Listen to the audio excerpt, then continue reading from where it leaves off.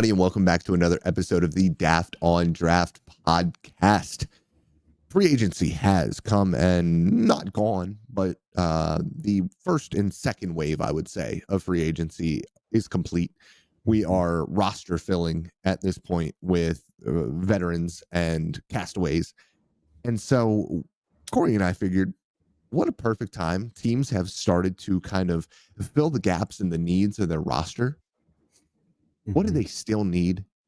What have they positioned themselves to attack in the NFL draft? I don't know the strategy of other teams, but this is something that the Dallas Cowboys love to do. They love to kind of pin themselves into a position where they are picking one or two places in the NFL draft in round one and then going BPA after that.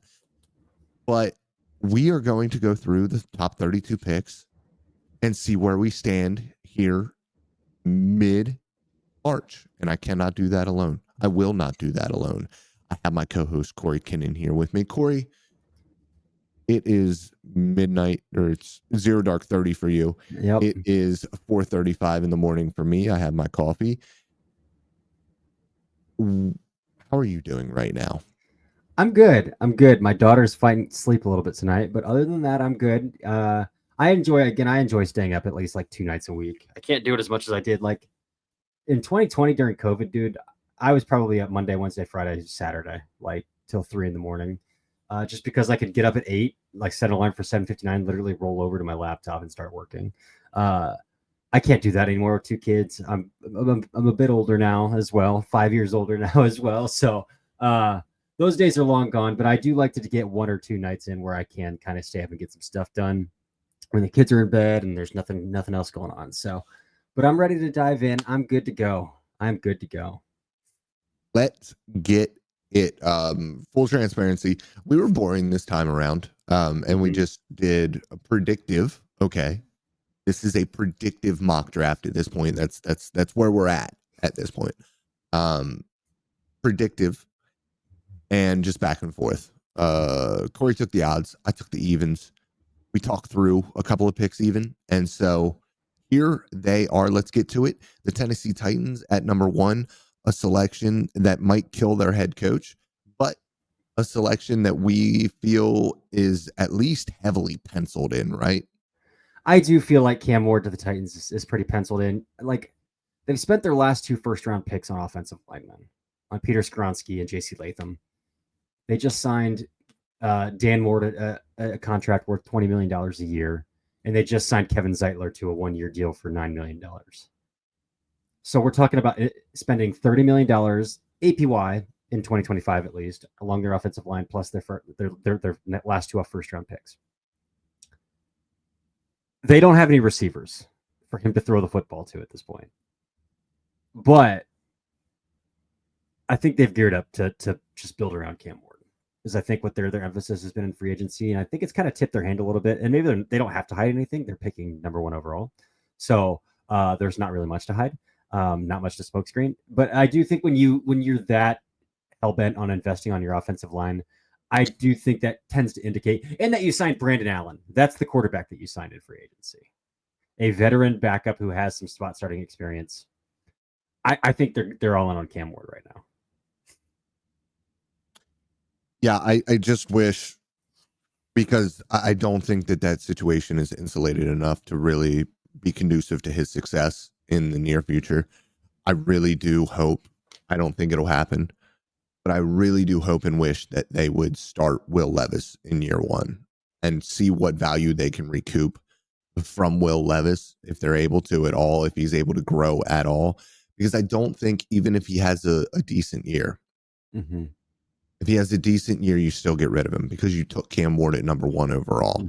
And the physical skilling is there. Like, it doesn't really matter to me at that point. Like, you're still going to trade Will Levis, and you might be able to recoup a 2nd-round pick. If he plays well, you might even get more than what you actually spent on him in the first place, because this is a quarterback-starved league. He is young. He is athletic. He is big and powerful with a great arm, and he just needs to figure the rest of it out.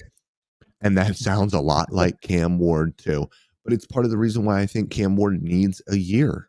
He needs a year, and I don't think he's going to get it, and it's going to be He's really not. unfortunate for his development. But that is where I stand with him. And I wasn't a Will Levis fan. I'm not a huge Cam Ward fan.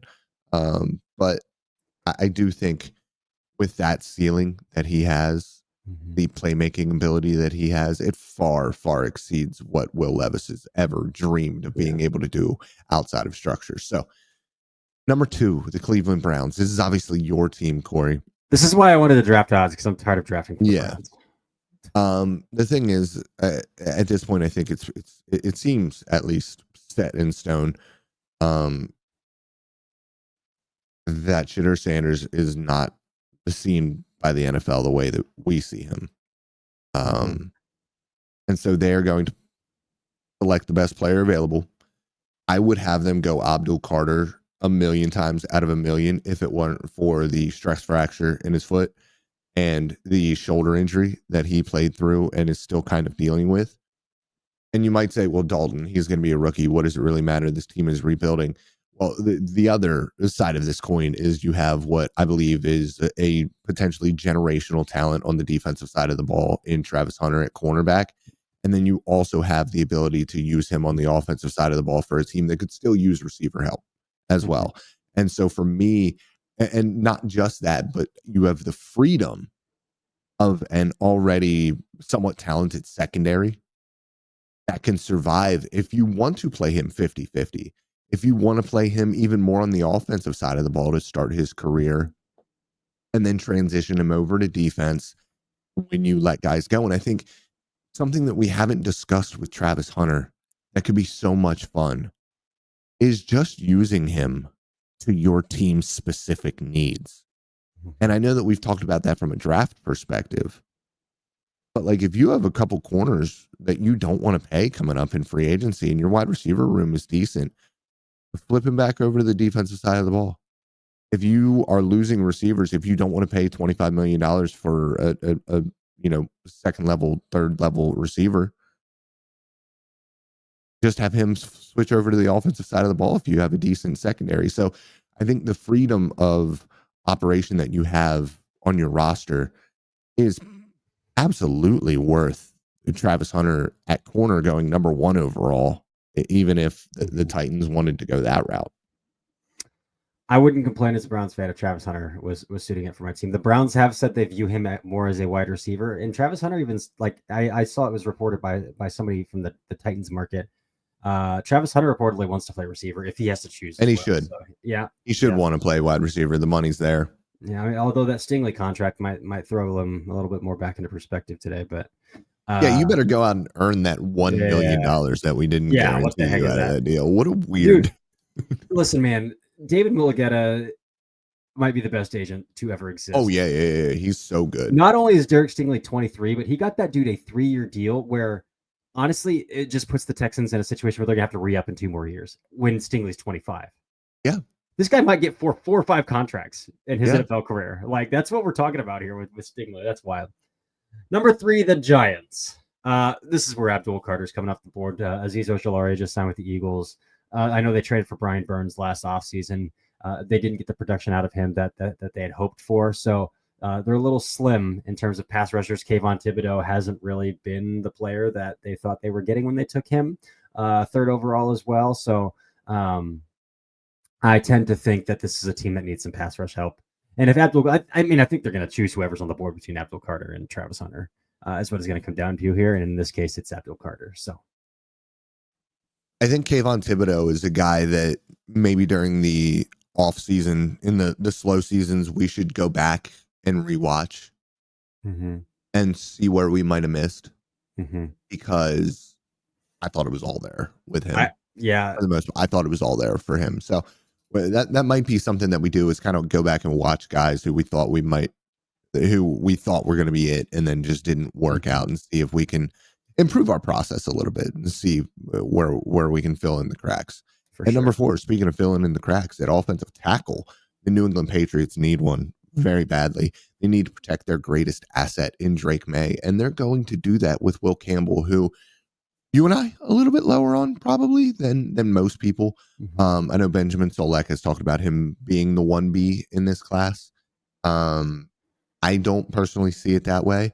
I think he's a very talented player overall. I think that he has his weaknesses at offensive tackle, but I do think that New England is in a really fine spot here to take a guy who at least, and this is really important here, is going to be really good in the run game and an offense with Mike Vrabel as the head coach and Josh McDaniels as the offensive coordinator. And as much as I don't feel for Josh McDaniels, the one thing that I will say is his teams consistently are able to run the football effectively, efficiently. His run game is very good and it is very downhill. And we have talked at length about Will Campbell's torque strength and ability to move people. It's a perfect run game fit for him. Agreed. And then again, he has the ability to fail inside. And then at worst, you have a what? I don't think I would call him like a Zach Martin, Quentin Nelson level guard prospect, but I think he's a pretty high caliber guard prospect. Why can't I think of his name right now? Washington forever and then Jacksonville. Brandon Scherf. Yeah. Like legit, like top 3 to 5 guardish, but maybe not like Hall of Fame guardish. Yeah. I think I can agree with that. Jacksonville Jaguars. So James Gladstone was a part of the head of the scouting department in Los Angeles that saw them rebuild a defensive line room once Aaron Donald was winding down and then did retire.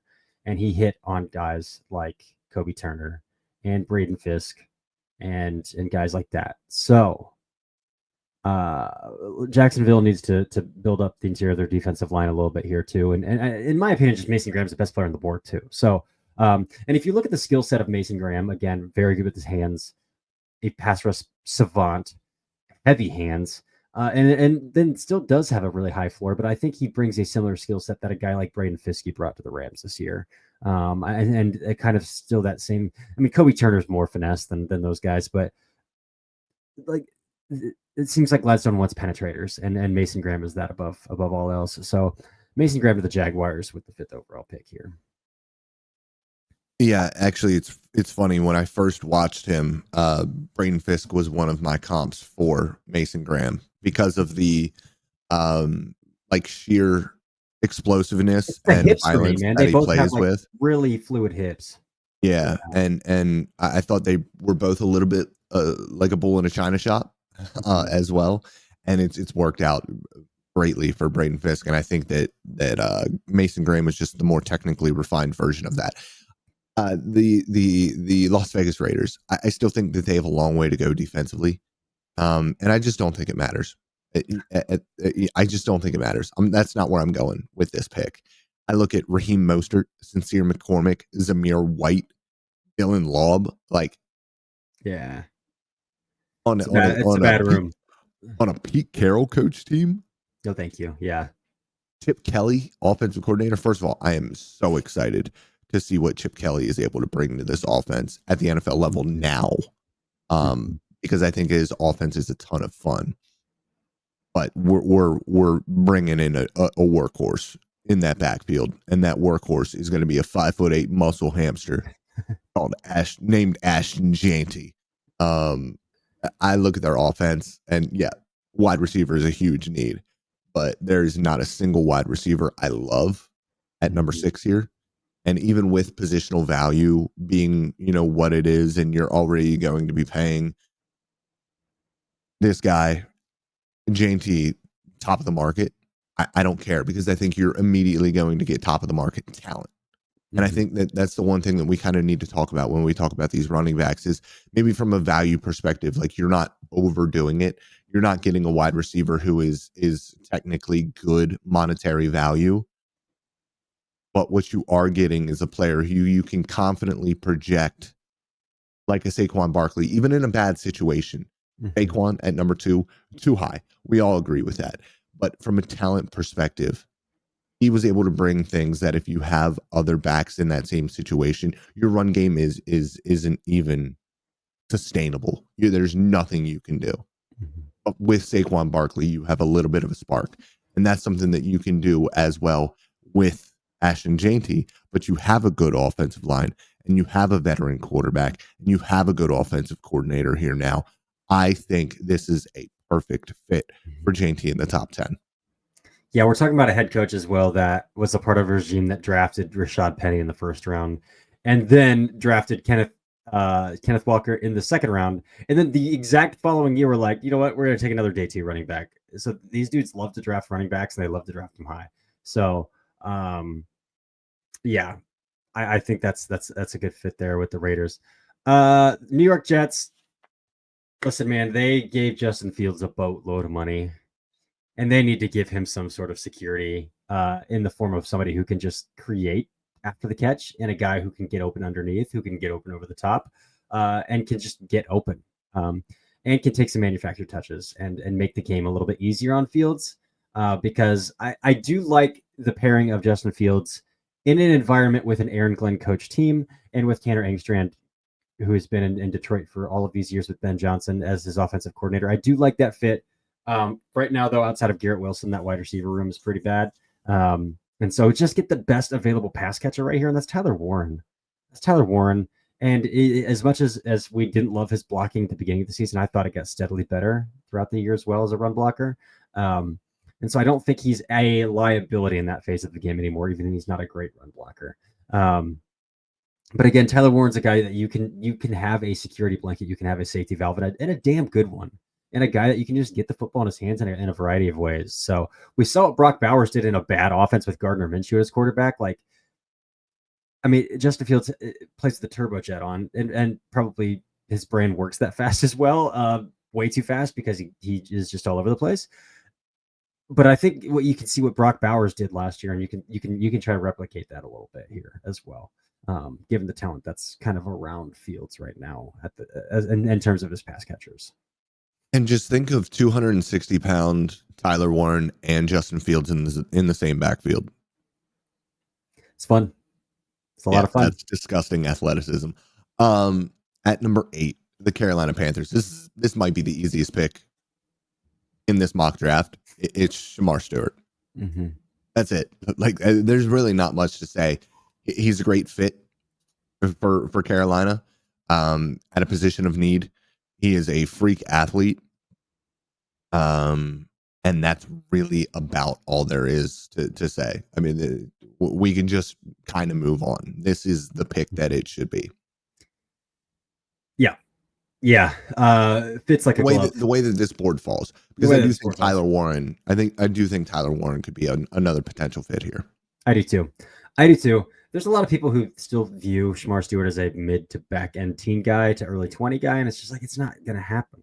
No. I mean, he's been top 10 on my board for a very long time, so I love Shamar Stewart. Love that fit. The New Orleans Saints are acting in good faith with Chris Olave. That he's going to come back. I've heard specifically that a couple teams have called about Chris Olave, and the Saints are holding down the fort that they're not going to trade him. So I think they have some, and they're running it back with Derek Carr. So I think they're trying to do this thing again. I don't completely understand it.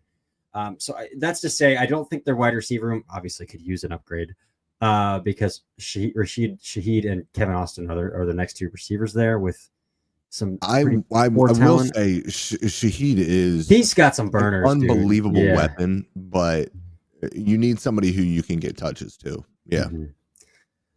I'm looking at their cornerback room, dude, and they're slated to start Kool-Aid McKinstry and Isaac Yiadom with Alontae Taylor, and I like Alontae Taylor in the nickel. Cowboys legend Rajon Wright is a reserve player here, as well as Rico Payton. Nation Wright. Okay, then Rajon's his brother. Then that was on Last Chance U. Yeah, so Rajon is the brother then. But we're talking about depth players starting, slotted as starters for the Saints.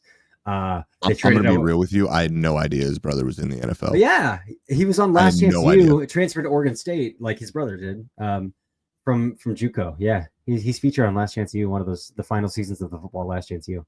Yeah. This is Will Johnson. I think this is a Will Johnson slot. They just traded Marshawn Lattimore as well. This is not a very good cornerback room, and it's a very premium position. Again, they could go defensive tackle, but I mean, Kenneth Grant Derek Harmon this early feels a little bit iffy. They could go edge with Carl Granderson and then Cameron Jordan, who is getting up there, but they did just re-sign Chase Young as well. Isaiah Foskey hasn't hit, which I was not high on him coming out either anyway. This is maybe a sneaky Jahad Campbell pick with the Demario Davis's age getting up there a little bit, but I like Pete Warner as a will in that defense as well. But I was a big Pete Warner fan coming out of college, though. Yeah, they have Tyrann Mathieu. They signed Justin Reed. Get a corner and then get Will Johnson. I agree with this 100%. And at the end of the day, I just don't want to see Will Johnson slip out of the top 10 because I don't think he deserves shouldn't. No. Yeah. Number 10, dude, the Chicago Bears all of a sudden incredibly hard to draft for. And so when you're a team that's incredibly hard to draft for, and I don't love your edge group, and there's an edge that, might not have to start and seriously contribute right away because he's going to be able to be put into positions where you can maximize his strengths while trying to develop his weaknesses as a pass rusher. I think this is where Mykel Williams kind of slates if Ashton Jeanty is not on the board. And so for me, this is where we're at. I know people are going to maybe be a little bit iffy after running a 4.8, but that is not his game anyways, in my opinion. His game is length. His game is being able to, stand up. I mean, even against double teams where he was playing 4-eye and in 3-tech at times for Georgia, and standing up against double teams in the SEC against some really good offensive lines. And so this is a young man with considerable run defending potential and the ability to win through the chest consistently. Now, winning up the arc is always probably going to be an issue.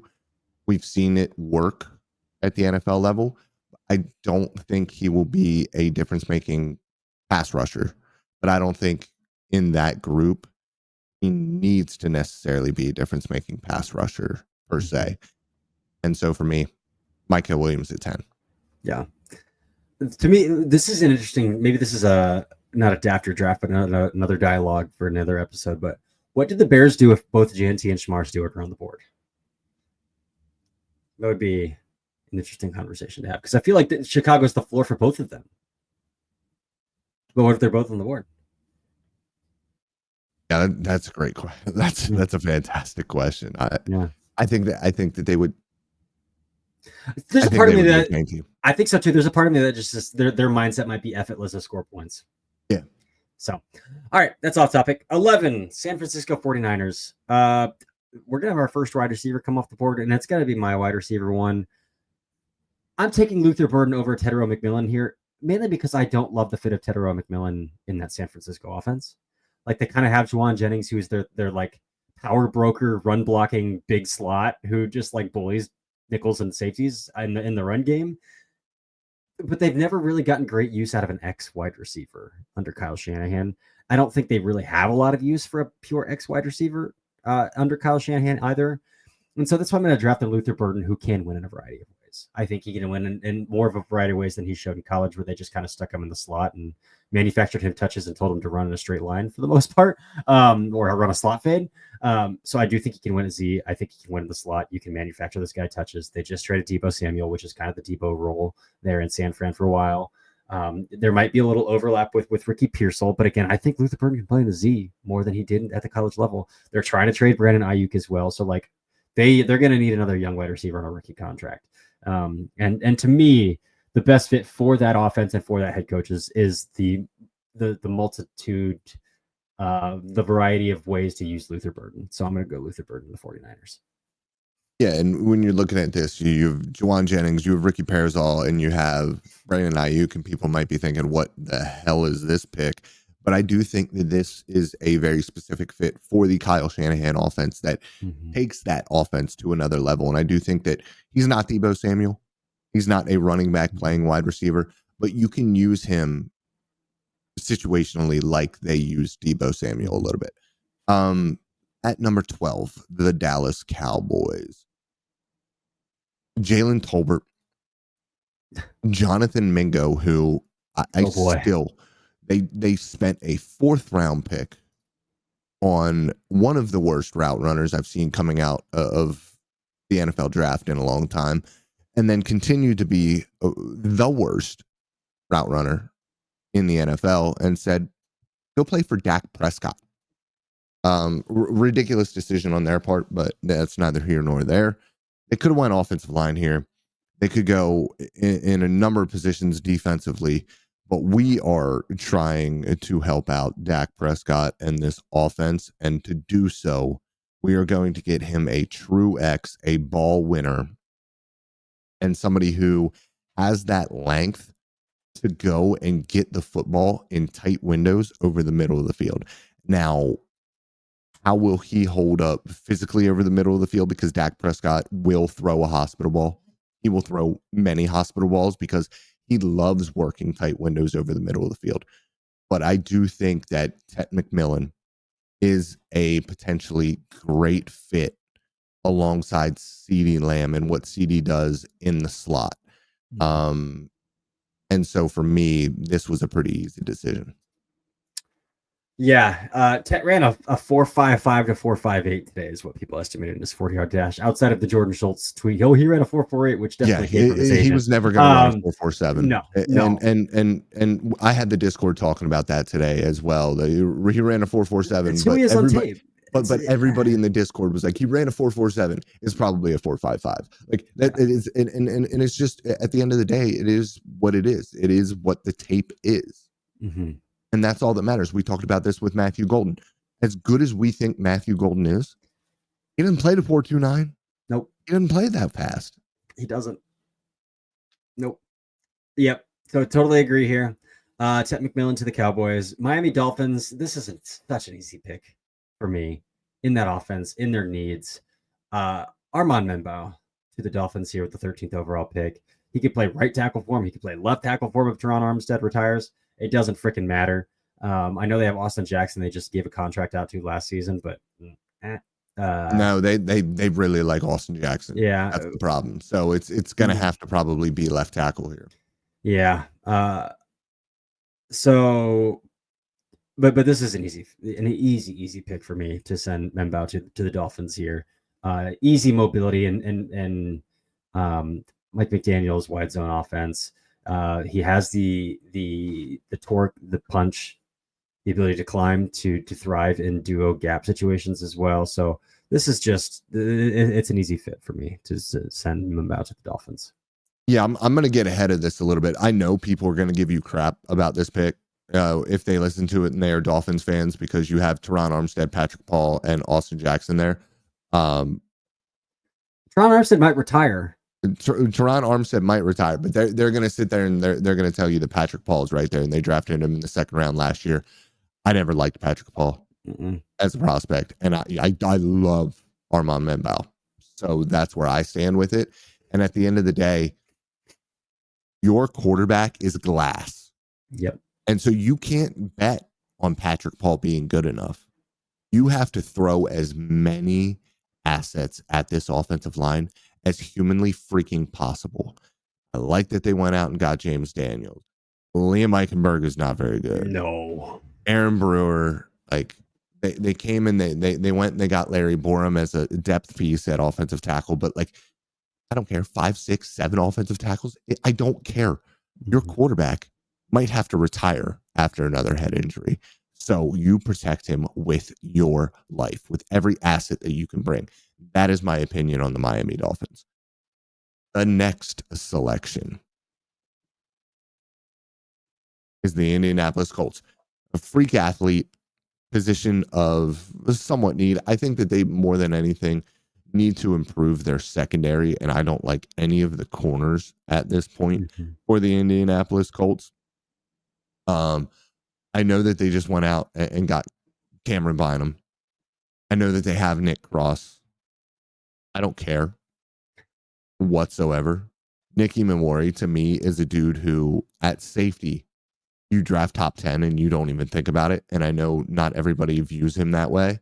And I've been very steadfast in learn ball. And that's just me being cocky about this and him. and being confident. And if you guys have known me long enough, you guys know that's not the type of person or evaluator I am. I'm very much someone who realizes that we're going to be wrong most of the time in this industry, and not to get too gung ho about singular players. But Nicky Memori is one guy I'm that gung ho about, and he is everything that Chris Ballard loves in a player, which is just height, weight, speed, freak. Plus, he has the cognitive ability of a top end safety. You go for that every time. Love it. I love it. He's a Ballard guy all day long. Ballard guy all day long. All right, I'm going to read off to you the Atlanta Falcons linebackers right here as I get ready to make my fifth, the pick of 15 here.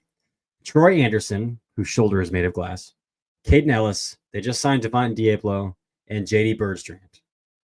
And Josh Woods. I don't know who Josh Woods is. I've watched a lot of football, and I know a lot of players. I don't know who Josh Woods is. This team needs a linebacker in the worst way. All the reports out of Atlanta are that they're just gearing up to have a very heavily defense draft here. Jahad Campbell.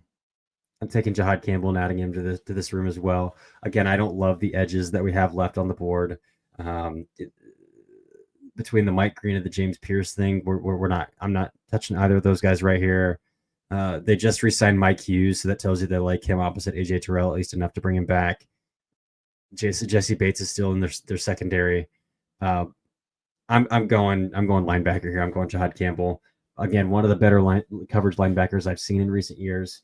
Can line up at Sam, can line up at Mike, can spot drop, can trigger downhill. Freak athlete. Combine data showed him as the fastest player at the combine of any position. So like, this is an extraordinary talent. And so I'm going to take him here to the Falcons. We are going to go big here in Arizona. We are going to pair Budda Baker with Malachi Starks. I'm going safety here to end this first round. There's no better way for me personally as a safety guy to end the round. Malachi Starks is somebody who I think fits incredibly well opposite of somebody like Budda Baker. Budda Baker, a playmaker, is really, really great around the line of scrimmage, moving him around, allowing him to do a lot of different things. And so is Malachi Starks, but I think Malachi Starks does his best work more on the back end as a safety kind of corner hybrid player. And so for me, I think it's a really good schematic fit. I think it's a really good fit opposite of the player that they just, recently gave a 3-year extension to. When we thought he might be at the end of his road in Arizona, if that's a team that can improve, I would love to see Budda Baker win some football games for the first time in his career, really. And I know that they've had like little spurts of runs here and there, but that team a couple of years ago where they had the defensive performance in the top 5 with absolutely nobody on that defensive roster, we knew that that was never going to be a true contending team. Let's see if they could turn it around for Budda Baker, kind of in the twilight of his career, get him a really good running mate. And I think the more that I do this, the more the football I watch, the more I get gung-ho about building the spine of a defense and letting the rest of it fall into place.